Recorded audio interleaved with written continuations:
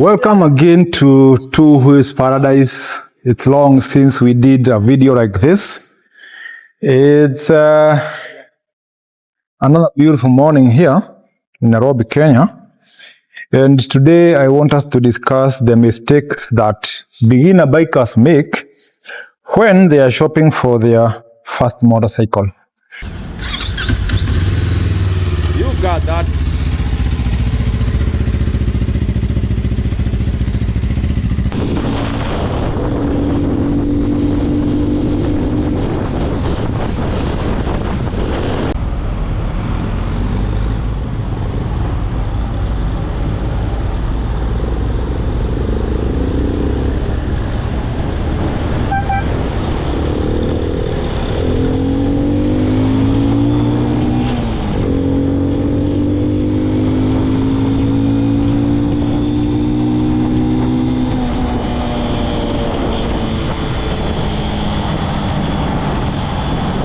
The mistakes that beginner bikers make when they are shopping for their first motorcycle. If you have not subscribed to the channel, please hit that subscribe button down there, and then we are going to be good enough. Mistakes that beginner bikers make when they are shopping for their first bike. And first things first, we need to understand who is a beginner biker. Who is a beginner biker? Beginner biker is someone who is actually starting to ride motorcycles for the first time. Yeah, for the first time. Maybe you have had a few errands on a motorcycle. Maybe you have had some little training, but this is the first time you are buying your own motorcycle to spend time with. Okay? This is the first time you are actually buying your first motorcycle to spend time with. One of the mistakes I see beginners make is buying a bike that is bigger than what they can afford to handle. When I say afford to handle, I mean handling in terms of riding, the power. Maybe you have gone through some training on how to ride bikes, but the training that you went through did not equip you with enough skills to handle a big bike. So when I say you are buying a bike that is bigger than what you can afford to handle, I mean you're buying a bike that you cannot ride safely. Yeah, your riding is not going to be safe. That is exactly what I mean. You say, in this place where I am right now, we sell motorcycles from 200cc all the way to 800cc sport, and we also sometimes have 900cc adventures. And I do not expect anybody who is starting to ride motorcycles for the first time to buy something bigger than 400cc. If you're buying anything bigger than 400cc, you're not being safe. It is more than what you can afford to handle. Look, small bikes may look small. Definitely, they are small. And someone will not maybe respect you as much as they would respect you if they find you riding a giant bike. However, small bikes are safe. They are not only safe, they also teach you how to be safe. And one of the biggest achievements you'll get when you ride small bikes as a beginner is that they teach you something very important called patience.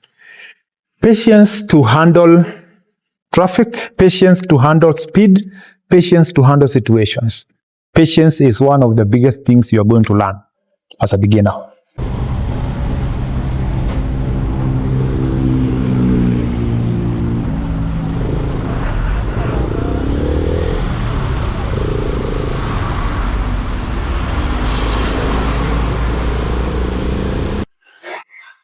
For a beginner, small bikes are forgiving. They are forgiving. They are going to forgive beginner mistakes. They are going to forgive lack of experience. They are going to forgive lack of information. They are going to forgive miscalculations. Sometimes you miss your calculations when you want to overtake, when you want to take a turn.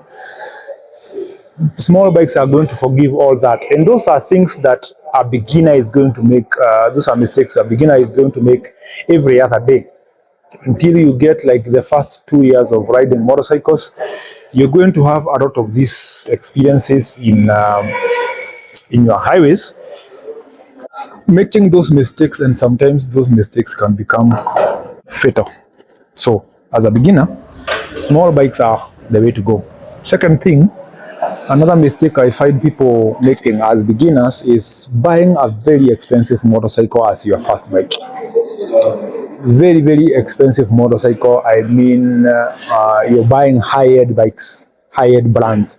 You may be buying a small bike, but you're buying it from a very prestigious brand. You're spending too much money on your first bike. Remember, as a beginner, you don't know whether you're going to end up as an adventure rider. You don't know whether you're going to end up as a sports rider. You don't know exactly where you'll end up because you do not have any history. You don't have any experience in handling bikes. But within the first 2 years of you riding bikes, you're going to realize maybe you love sport bikes, maybe you love cruisers, maybe you love naked, maybe you love adventure, you love dirt bikes.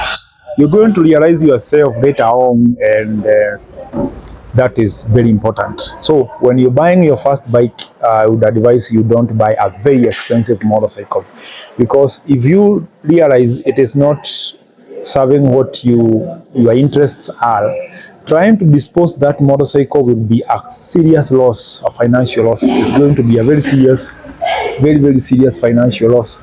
You may find that you bought a motorcycle at $20,000.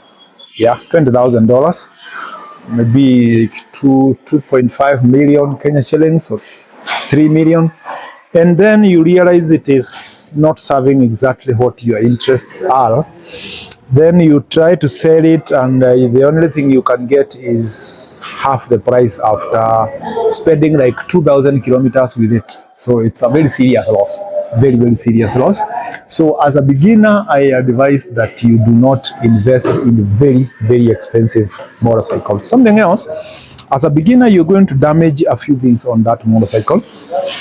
So if the cost of buying that motorcycle is too high, it means the cost of maintaining that bike is also very, very high. And if it is very high, you can be very sure it is going to limit you from enjoying the motorcycle. You're going to be very careful, trying not to damage anything, because you know the cost of repairing it, the cost of replacing a part. You're going to be limited in terms of how much you can do with that motorcycle. Again, prestigious motorcycles require specialized care, which as a beginner you do not have any idea. You are starting your life on a motorcycle for the first time, and you don't even know what is supposed to be done. You do not want something that can limit you from enjoying the bike you spent money to buy, just because you are afraid of damaging something, you are afraid of the service cost, you are afraid of, you don't have to do that. So as a beginner, it's not a good idea for you to spend too much money on a motorcycle. Too much money on a motorcycle. The other mistake you're not supposed to make as a beginner, and I usually see a lot of beginners making, is modifying your motorcycle immediately after you buy it. As a beginner, you're supposed to ride that motorcycle the way the manufacturer designed that bike to be used, because you do not have knowledge about how to handle the motorcycle. You're learning from it. The bike is training you how to handle it. The bike is training you a lot of things. You're not supposed to modify your bike too fast. Don't do that. Do not be in a hurry to start cutting off the side mirrors and replacing with something cuts, I don't know, the license plate, I don't know, change your headlight, you're not supposed to modify your bike.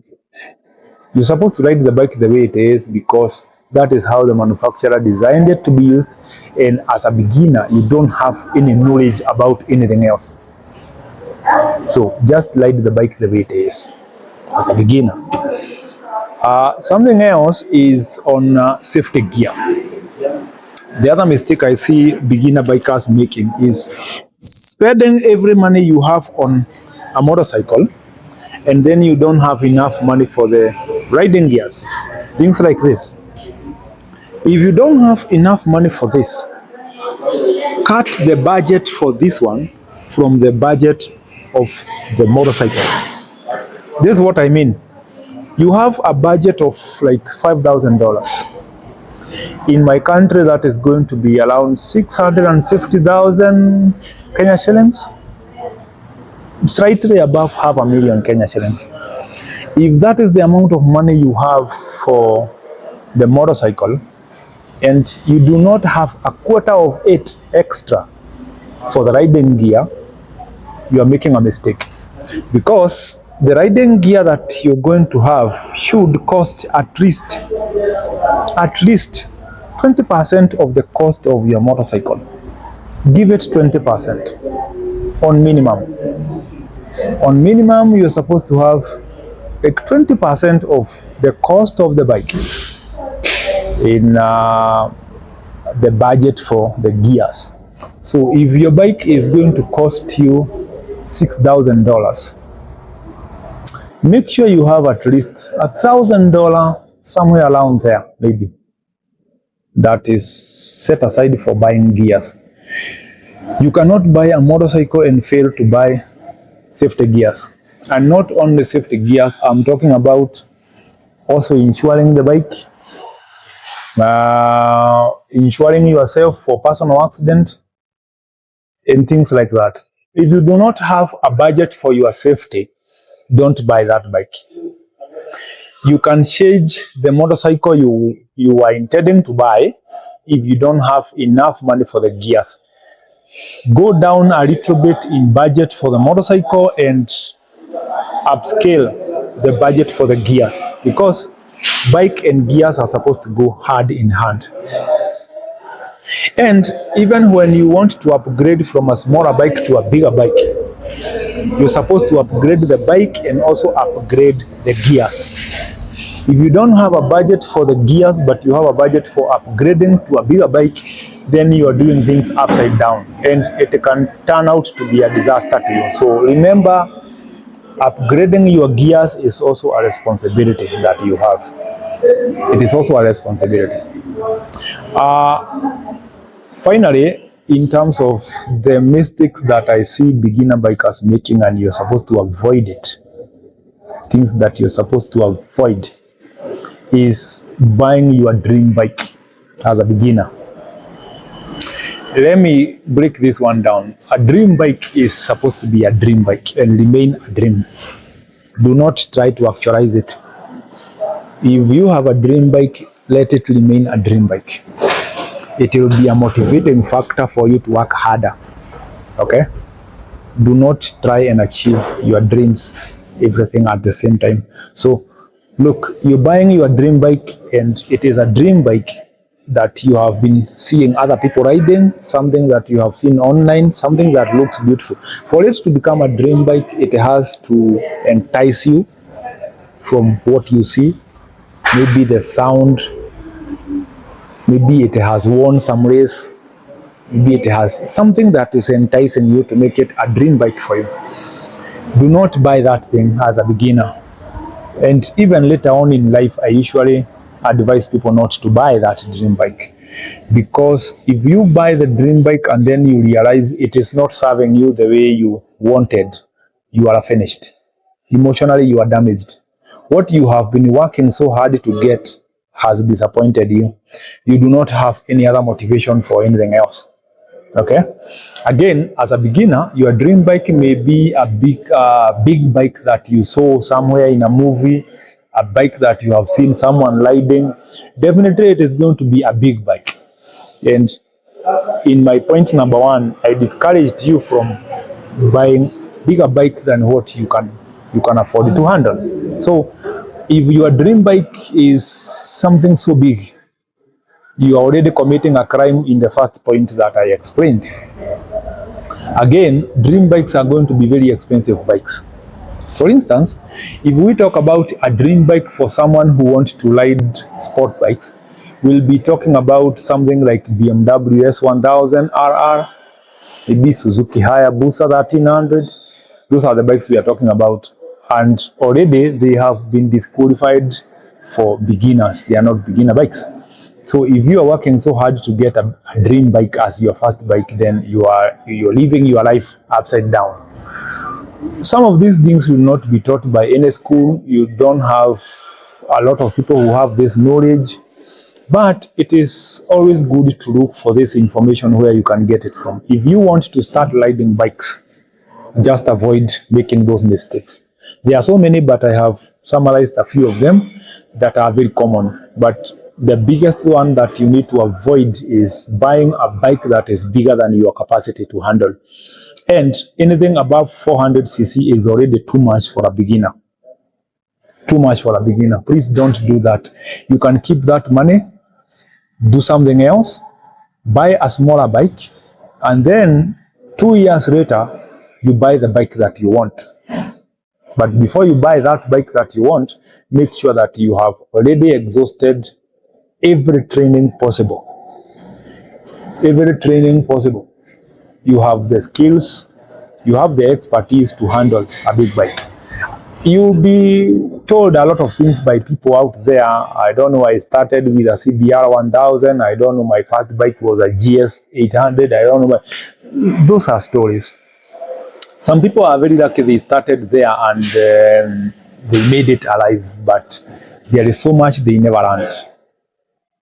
Big bikes don't teach you anything else apart from hooliganism.